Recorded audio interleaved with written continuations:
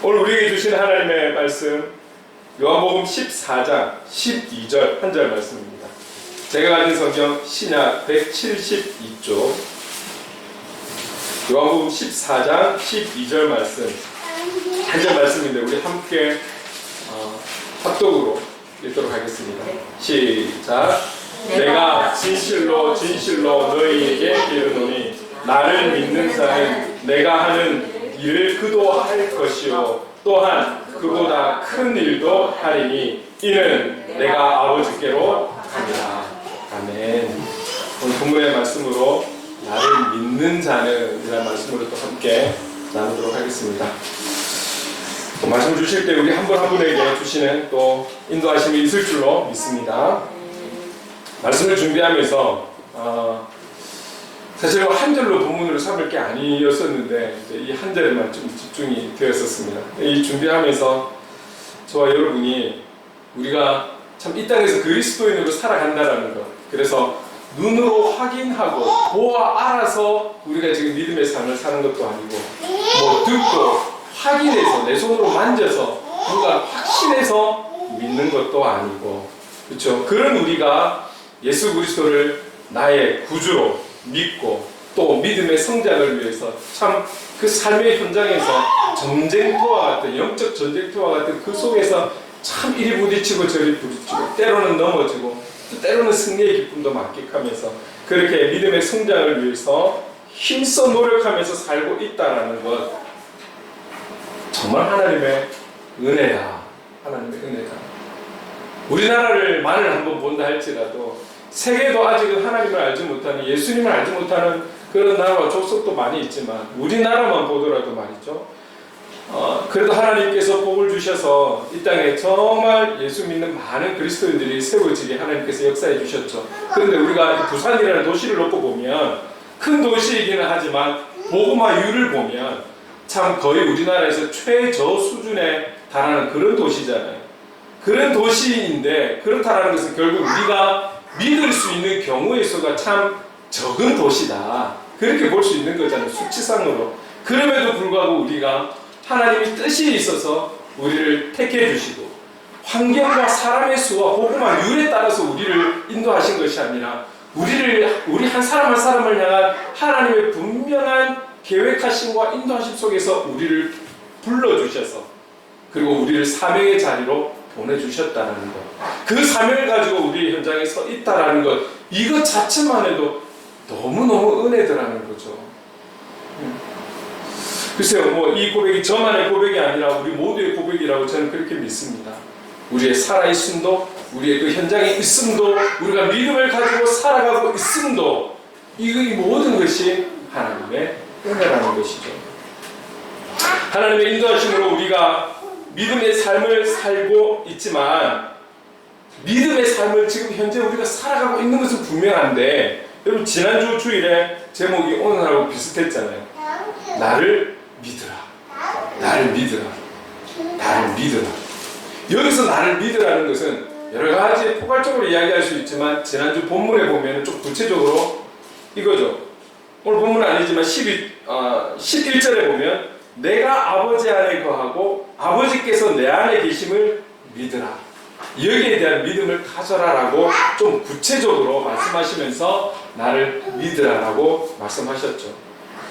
우리가 주님을 믿는 자라고 우리가 생각을 하면 일반적으로는 예수님을 의지하고 신뢰하는 그런 참된 성도를 가리키는 그런 표현이라고 할 수 있을 겁니다. 이런 믿는 자를 통해서 본문에 주님이 계속 말씀하시는 것은 내가 하는 일을 그도 할 것이요. 누가? 나를 믿는 자가. 그리고 또한 이보다 더 큰 것도 하리니 내가 한 그 어떤 것보다 더 큰 것도 할 거야. 누가? 나를 믿는 자가 그렇게 할 거라는 거죠. 자, 그렇다면 여러분, 나를 믿는 자가 이런 놀라운 일들을 할 것인데 여기에 대한 또 성경의 증거가 있지 않겠습니까? 그래서 우리가 사도행전 2장 41절 말씀을 좀 함께 읽어보겠습니다. 함께 읽겠습니다. 시작. 그 말을 받은 사람들은 세례를 받음에 이날에 신도의 수가 3,000이나 더하더라. 오순절에 베드로가 성령을 받고 첫 설교를 하는 거예요. 첫 설교를 하고 이 설교를 들은 수많은 사람들이 가슴을 치면서 내가 어찌할꼬 회개하는 거예요. 회개의 역사가 터지고 난 이후에 그 뒤에 세례받은 사람이 그 순간에만 그 자리에서 3,000명이 되었대요. 자, 우리가 지금 성경에 나오는 숫자는요, 일할 수 있는 그런 신체와 건강을 가진 남자의 수를 표현하는 거예요. 그러면 여기에 어린아이, 그리고 좀 청소년, 그리고 나이 많으신 분들, 그리고 여성분들 전체를 더한다면 이 3,000의 수보다 훨씬 더 높지 않을까요? 보통 한 20대에서 60대 정도 일할 수 있는 그런 건강한 체격을 가진 남자, 이들의 숫자가 3,000이었으니 예수님께서 공생의 3년이라는 시간을 보내시면서 아마 전도하고 복음 전하고 하나님의 일을 감당하고 선포하시면서 하실 때에 기적도 베푸시고 돌아온 영혼들보다 베드로가 이 한순간에 복음을 전해서 세례받은 영혼이 3,000이 된 게 더 많을 거라고 그렇게 학자들은 보고 있습니다. 그러니 성경 말씀이 맞잖아요. 나를 믿는 자를 통해서 나보다 더한 일도 할 수 있을 거야. 다른 일을 해서가 아니잖아요. 베드로는 복음을 전가한 것뿐이에요. 그런데 이런 놀라운 역사가 나타났다는 것, 주님의 말씀이 이루어져 가는 거죠. 이거는 시작에 불과한 거죠. 한 군데 더 볼까요? 사도행전 5장 12절 말씀도 함께 보겠습니다.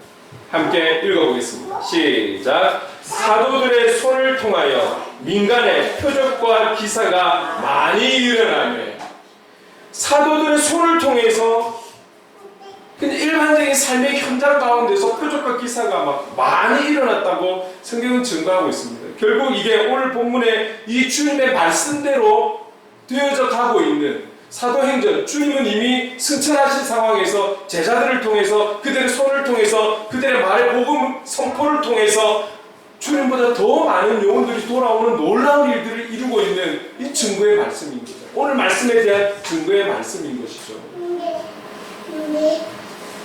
참 이렇게 되기까지 주님의 마음이 얼마나 좀 쉽지 않으셨을까요? 계속해서 나를 믿어야 된다. 아버지가 내 안에, 내가 아버지 안에 있다. 나를 본 자는 아버지를 본 것이야. 라고 이렇게 계속 설명을 하지만 지난주에 그러면서 나를 믿으라고 하셨는데도 불구하고 이 말씀 뒤에 빌립은 주님, 하나님 좀 보여주세요. 아버지 좀 보여주세요. 그가 갖고 있었던 그런 연약한 생각들, 그리고 당시에 유대인들, 예수님을 믿지 않는 유대인들이 갖고 있었던 그 고정관념, 그런 수준에서 벗어나지 못하는 것. 3년 동안 예수님과 동고동락했음에도 불구하고 지금 방금 이런 부분에 있어서 나를 믿으라고 하는데 주님, 아버지 좀 보여주세요. 이런 제자들이죠. 이런 제자들. 그런데 나중에는 결국은 주님을 승천하셨지만 제자들은 더 많은 하나님의 일들을, 주님보다도 더 많은 영혼들이 돌아오는 역사를 이루었다는 거죠. 주님은 그러면서도 이 사도들을 제외하고도 계속해서 나를 믿는 자들을 세워가시는 것을 신약을 통해서 우리는 계속 볼 수가 있습니다. 여기에 대표되는 자들이 누구입니까? 각 사도들마다 그를 따르는 제자들도 있었을 거예요. 그리고 성경에는 너무 사람들이 많아지니 제자들이, 사도들이 할 일이 많아져서 7 집사까지 또 세우게 되잖아요. 그뿐입니까? 그 뒤에는 계속해서 정말 우리 많은 사람들이 존경하는 사도 바울도 등장하게 되고요. 바나바도 등장하게 되고요. 이런 사람들을 통해서 하나님의 일들을 계속해서 이루어갔고 결국 이 특히 사도 바울을 통해서 본격적인 복음의 확장을 이루어간 것을 우리 성경을 통해서 볼 수가 있는 것입니다. 이렇게 주님은 제자들, 사도들, 그리고 그 이후에 또 주님을 따르는 자들을 통해서 계속해서 놀라운 표적들을 나타내시고 복음을 선포하게 하셔서 한 영혼들이 돌아올 수 있도록 하나님께서 하나님의 일들을 이루어 가신 것이죠. 예수님께서 이런 일이 일어나야 한다라는 것을 말씀하신 그 이유는 본문에도 나와 있지만 이렇게 간결하게 말씀하고 있는데, 이는 내가 아버지께로 가니라. 내가 아버지께로 가니라. 내가 너희들과 계속 있을 수 없어. 영원히 있어줄 수 없어. 내가 이제 곧 가야 돼. 내가 곧 가야 되는데 이제 너희들을 통해 믿는 자들을 통해서 그리고 내가 해왔던 그 하나님의 일들, 하나님의 역사들은 계속 이루어져야 돼. 이것을 보여주시고 있는 것이죠. 제자들의 입장에서는 주님이 언제까지나 함께 하시면 얼마나 좋을까요? 그리고 주님이 십자가에 못 박혀 돌아가시지만 죽으시지만 부활하셨잖아요. 그 부활하신 주님이 이 땅에 계속 제자들과 함께 하시며 계속 해오셨던 그 하나님의 일들을 이루어가고 놀라운 표적을 보이시고 계속 그렇게 하시면 얼마나 좋았을까요? 그러나 주님은 하나님 보좌 우편에 앉으셔야 하는 그 자리로 올라가신 것이죠. 그래서 그 하나님의 일들이, 그 역사들이 이제 계속해서 이어져 가야 할 것인데 주님은 본문에 이렇게 말씀하시는 거예요. 오늘 본문의 시작이 이렇잖아요. 내가 진실로 진실로 너희에게 이르노니 나를 믿는 자는, 나를 믿는 자는. 자, 보세요. 그리고 문장을 봤을 때 내가 진실로 진실로 너희에게 이야기하고 있는 거예요. 그렇다면 또 시작되는 문장에서 너희는 나의 하는 일을 계속 해 나갈 것이고 더 큰, 이렇게 가야 되는 게 더 맞지 않을까요? 그런데 지금 너희에게 이르노니 그러시면서 너희라고 표현하지 않고 나를 믿는 자는이라고 표현하신 거예요. 복음이 이 땅에 육의 몸을 입고 오신 예수님과 세우신 그 제자들의 세대에만 전해져야 하는 것이 아니라는 거죠. 지금 주님과 함께 살아가는 제자들이 있을 때만 하나님 나라와 하나님의 일이, 하나님의 역사들이 필요한 것이 아니라 이 하나님의 일은 주님이 다시 이 땅에 오시는 그날까지, 언제인지는 알 수 없지만 그날까지 그 일이 이루어져야 되는데 누구를 통해서? 나를 믿는 자. 지금 주님이 함께하고 있는 제자들처럼 이 땅에서 주님의 제자로 살아가기를 원하고 주님의 제자된 그런 결단을 가지고 살아가기 원하는 그들을 통해서 하나님의 일이 계속해서 이어져 가야 함을, 하나님의 그 역사가, 그 표적이 계속해서 나타나야 함을, 주님께서 말씀하신 그 선포의 복음의 내용이 계속해서 선포되어지기를 원하시는 그 주님의 마음의 뜻이 이 단어에 포함이 되어 있다는 거죠. 제자 너희들은 이렇게 할 거야. 이것이 아니라 나를 믿는 자는 그도 내 일을 할 것이고 더 큰 일도 할 것이다. 생명의 주관자 되신 하나님께서 오늘 저와 여러분을 2022년 9월을 살아가게 하신 이유가 무엇입니까? 그 주님이 하신 하나님의 일의 연속성을 위해서 오늘 저와 여러분을 부르시고 지금의 사명의 자리로 보내주신 것 아닐까요? 주님은 오늘 저와 여러분을 통해서, 우리들을 통해서 계속적으로 그 하나님의 일들이 이어져 가기를 원하시면서, 그래서 저와 여러분을 부르셨고 지금의 현장으로 파송하셨으며 사명을 주셨다는 것이죠. 주님의 뜻을 이루기 위해서 세워주셨다는 것이죠. 단지 복을 받고 잘 먹고 잘 살고 이것을 위해서 우리를 불러주신 것이 아니라는 거예요.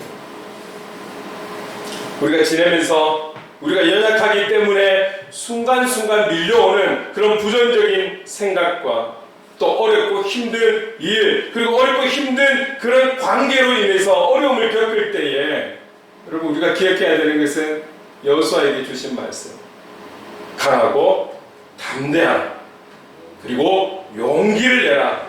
우리가 이 말씀을 기억하면서 이 말씀대로 살아갈 수 있다면 하나님은 하나님의 방법으로 선하게 우리를 이끌어 가실 줄로 믿습니다. 여호수아에게 말씀하시는 강하고 담대함의 방향, 용기의 방향이 우리가 싸워가야 하는 그 일과 사람과 환경에 있는 것이 아니라 그런 어려운 환경과 여건이 올 때에 오히려 주님을 더 바라볼 수 있는 용기, 주님의 말씀 앞에 설 수 있는 강하고 담대함이 우리에게 꼭 필요하다라는 거죠. 우리가 이걸 많이 경험했잖아요. 저도 그렇지만 이거 어렵고 힘들 때 기도하라라고 말하면 예는 하지만 뒤돌아서서 기도가 되나? 어렵고 힘든데? 너무 지쳐있는데? 너무 어려운데? 기도가 될까? 그래서 이러는 거잖아요. 그래서 강하고 담대하라고 하나님 앞에 설 수 있는, 그 말씀 앞에 설 수 있는 용기가 필요하다. 그 용기를 여호수아 너는 가져야 돼.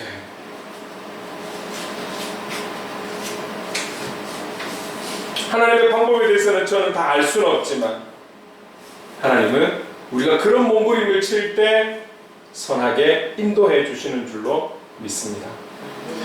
여호수아에게 그렇게 강하고 담대하라고 용기를 내라고 말씀하신 것만이 아니라 그러면서 하신 말씀이 있잖아요. 네가 어디로 가든지 내가 너와 함께 할 거야. 어디로 가든지 무엇을 하든지 내가 너와 함께 할 거야, 여호수아. 그래서 너는 언제든지 나를 바라볼 수 있고 내 말씀 앞에 설 수 있는, 율법 앞에 설 수 있는, 그리고 그 율법을 지켜 행할 수 있는 용기와 강하고 담대함이 너에게 필요한 거야. 내가 너와 함께 할게.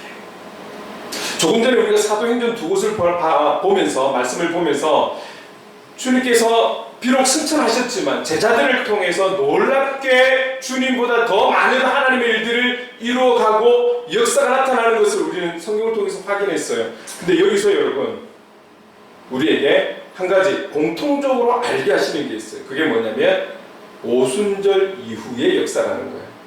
그러면 이게 무슨 말이냐? 주님은 승천하시지만 성령 하나님에 대한 약속을 하신 거거든요. 그 성령 하나님의 오순절에 인지하심으로 인해서 그 인지함을 받은 그들은 충만해졌잖아요. 그러면서 베드로가 먼저 일어나서 설교를 하게 되고 그 이후에 놀라운 역사가 제자가 되기를 소망하는 그들을 통해서 놀라운 역사를 이루셨는데 결국은 뭐냐면 여호수아에게 내가 너와 함께 할 것처럼 이 말씀처럼 이제는 성령 하나님께서 그들과 함께 하셔서 하나님의 일을 이루어 가시고 복음을 선포하게 하시고 놀라운 표적을 일으키신다는 거죠. 오늘 신약의 시대를 살아가는 저와 여러분, 우리에게는 성령 하나님께서 늘 언제나 함께 하신다는 이 사실을 잊어서는 안 되는 것이죠.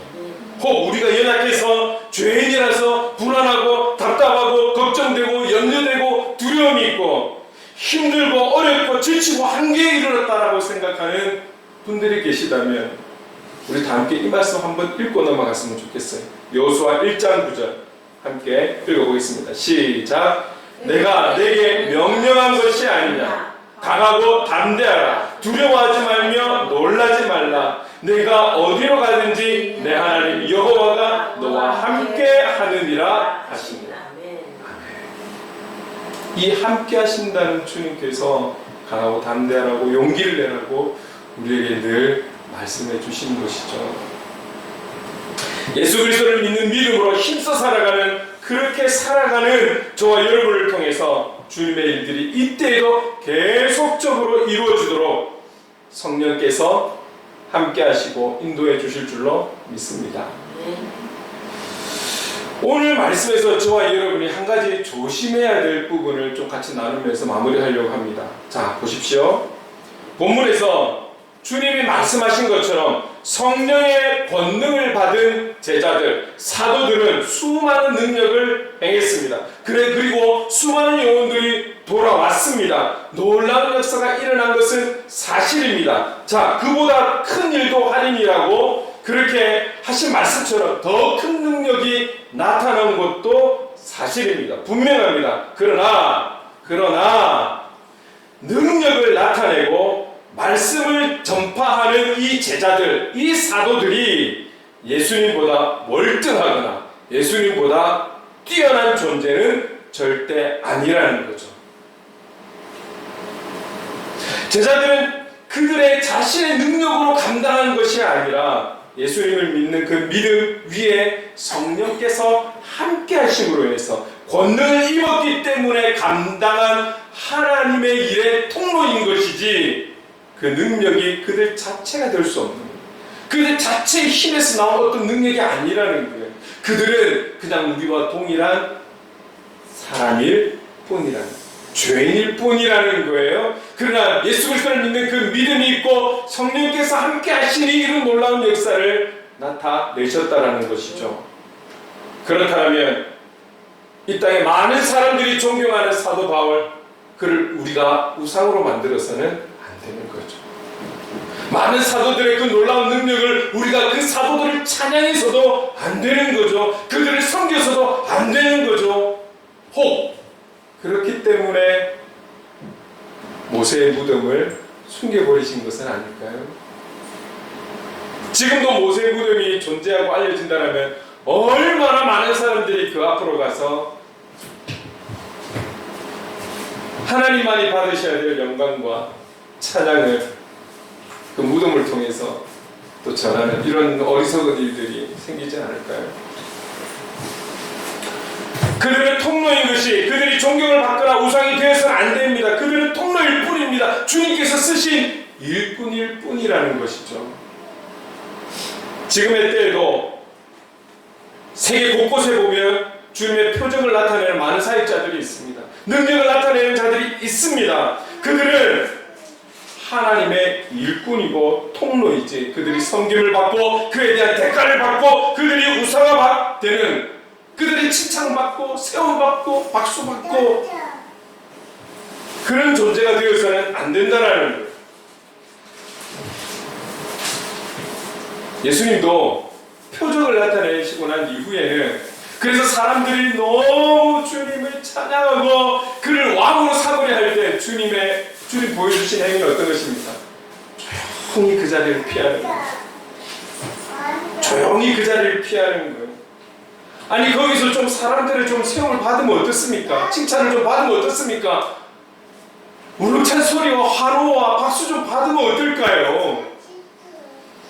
근데 주님은 왕으로까지 세우려고 하는 그들, 그 자리에서 조용히 피해서 한적한 곳으로 가신, 기도하러 가신 주님의 모습을 우리는 기억하고 있습니다. 저와 여러분을 통해서도 마찬가지입니다. 우리가 살아가면서 뜻하지 않은 상황과 환경 속에서 우리가 감히 할 수 없는 하나님의 일들이 나타날 수 있고, 또 우리가 감히 할 수 없는 그런 복음이 우리의 입을 통해서 막 선포가 되어지고 그럴 수 있어요. 예언도 할 수 있어요. 기적이 나타날 수도 있어요. 그렇게 우리를 사용하실 수 있어요. 중요한 것은 그런 상황이 된다 할지라도 영광을 받으시고 찬양을 받으시고 박수를 받으시고, 그 존재는 오직 우리를 세워주신 예수 그리스도 그분이시라는 것을 잊지 않아야 한다는 것이죠. 오늘 저와 여러분을 통해서 우리 주님만이 영광 받으시고 찬양 받으시고 우리를 통해 높임을 받으셔야 하는 것입니다. 우리가 그 자리에 세워져서는 안 되는 거예요. 우리의 손과 발을 통해 쓰시든 우리의 말을 통해서 쓰시든 저와 여러분은 통로입니다. 여기에는 조금의 교만도 있어서는 안 되는 거예요. 조금의 우쭐함도 있어서는 안 되는 거예요. 조금의 사람들이 나를 인정해 주기를 기대하는 그런 마음이 있어서는 안 된다라는 거예요. 오늘 우리가 살아가면서, 그리스도인으로 살아가면서, 그리고 우리를 통해 하실 그 하나님의 일들, 하나님의 역사들, 그런 놀라운 일들을 일으키시고 사용하시겠지만 여기에 우리는 이런 부분에 대해서는 조심해야 된다는 것이죠. 그리고 앞에 서 있는 저에게는 더더욱 새겨야 하는 부분이기도 합니다. 이는 우리 모두에게 해당된다는 사실 잊지 않으셔야 됩니다. 이때에 주님께서 저와 여러분을 통해 어떤 보이지 않는 주님이 하신 일을 하고 주님보다 더 큰 일을 하게 하실 수도 있습니다. 어떻게 하실지는 알 수 없으나 우리를 사용하실 것입니다. 그러나 여기에 우리는 통로라는 사실을 잊지 않고 우리를 통로 삼으신 그 주님의 이름을 경배하며 찬양하며 영광을 돌리는, 감사로 나가는 저와 여러분이 될 수 있기를 간절히 소망합니다. 나를 믿는 자는 이렇게 쓰신다라고 오늘 말씀하셨어요. 이 말씀을 믿고 내가 원하는 기준의 믿음의 사람이 아니라 주님이 원하시는 믿음의 사람으로 서서 주님의 뜻을 이루어가는 저와 여러분, 그렇게 우리가 살아갈 수 있기를 간절히 소망합니다. 아멘. 오늘 말씀에 맞는 찬양을 찾기가 참 쉽지 않았습니다. 그런데 주님이 하신 일이 오늘 우리를 통해서 지속이 된다라고 생각했을 때 결국 우리는 복음의 통로 아니겠습니까? 복음의 통로. 그런데 이 복음에 있어서도 또 중요한 핵심이 아마 십자가가 아닌가 이렇게 생각해 보았어요. 그리고 찾아보니 십자가의 전달자라는 찬양이 있었어요. 계속 들으러 와봤는데 실제로 공적인 자리에서 불러보지는 않았었지만, 그래서 가끔 제가 말씀드리지만 찬양의 선율을 잘 모른다 할지라도 가사를 읊조리는 것도 찬양입니다, 여러분. 찬양이에요. 그래서 함께 이 찬양을 읊조리고 또 선율에 맞춰 불러보고 이 찬양을 통해서 오늘 주신 말씀을 다시 한번 새겨보도록 하겠습니다.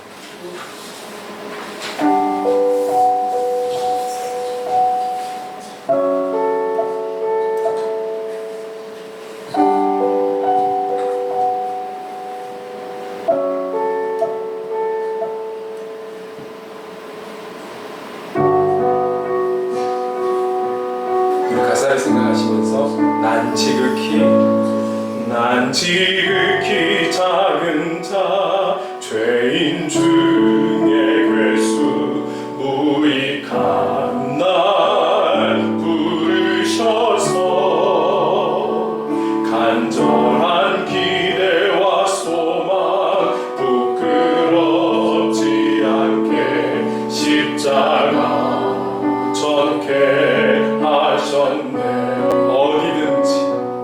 어디든지 가리라. 주 위에 서라면 나는 전하리 그 십자가. 내 몸에 맨 십자가 그 보혈의 향기 온 세상 채울 때까지 살아도 주를 위해 죽어도 주를 위해 살아 죽으나 난 주의 것. 십자가의 능력 십자가의 소망 내 안에 주만 나 사는 것. 난 지극히 작은 자 죄인 중에 괴수 무익한 날 부르셔서 간절한 기대와 소망 부끄럽지 않게 십자가 전케 하셨네. 어디든지 가리라. 주 위에 서라면 나는 전하리 그 십자가. 내 몸에 맨 십자가 그 보혈의 향기 온 세상 채울 때까지 살아도 주를 위해 죽어도 주를 위해 살아 죽으나 난 주의 것. 십자가의 능력 십자가의 소망 내 안에 주만 나 사는 것. 살아도 주를 위해 죽어도 주를 위해 살아 죽으나 난 주의 것.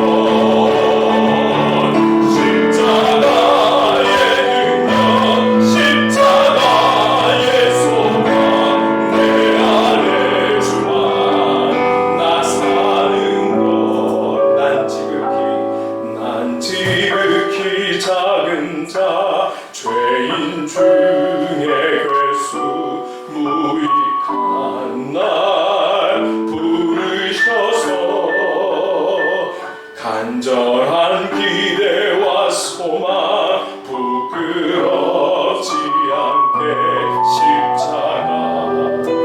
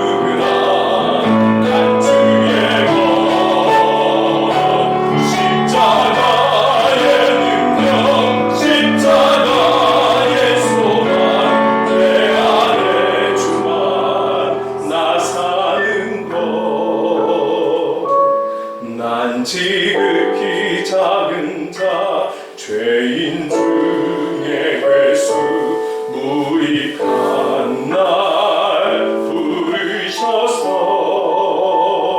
간절한 기대와 소망 부끄럽지 않게 십자가 전대하셨네. 함께 기도하겠습니다. 기도할 때에 주님, 지금의 때에 주님께서 말씀하시는 그 믿는 자가 되어서 주님이 하신 일을 이때에도 저를 통해서 우리를 통해서 계속 진행되어져 가기를 원합니다. 불렀던 찬양처럼 이 시대의 십자가의 전달자가 되어 살아가기를 원합니다. 주님 기뻐하시는 온전한 믿음의 사람이 될 수 있도록 인도하여 주시옵소서. 우리 주신 말씀을 기억하며 함께 기도하며 나가겠습니다. 사랑하는 많으신 하나님 아버지, 그렇습니다. 오늘 우리가 이 땅에 있음을, 생명이 있음을 하나님 우리만치 뜻하심이 있고 그 사명이 나와 있기에 우리에게 주신 하나님 아버지의 행복을 믿습니다. 오늘 우리를 통로 삼기를 원하시는 주님의 계획하심이 있고 뜻하심이 있기에 지금도 우리는 그 현장에서 몸부림치면서 부딪히면서 싸우면서 하나님 아버지 이런 모습 저런 모습을 견뎌가면서 그렇게 서 있는 것 아니겠습니까? 하나님 아버지, 오늘도 우리에게 하나님 아버지 정말 강하고 담대하기를 원하시고 용기를 내기를 원하시고 주님의 메시지를 주십니다. 그렇게 몸부림치며 주님을 믿는 자가 되어서 하나님 주님이 하신 그 일을 이어가고 주님이 하신 그 역사를 이루어가는 그런 주님이 삼으시는 통로가 되고 일꾼이 되기를 원합니다.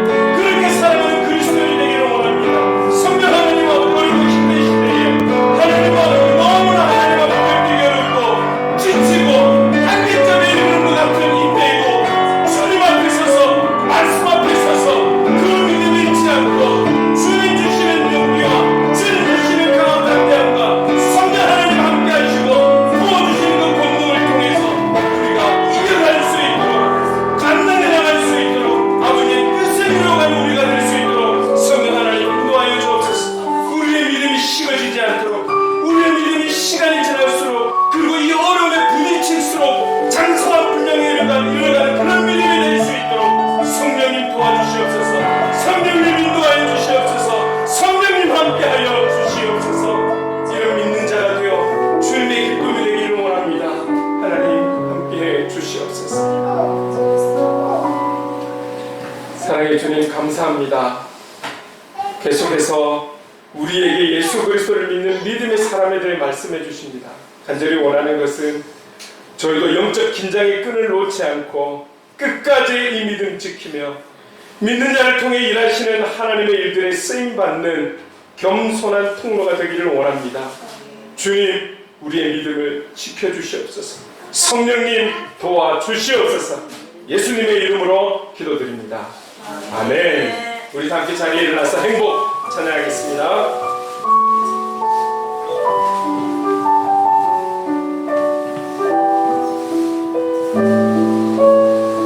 화려하지 않아도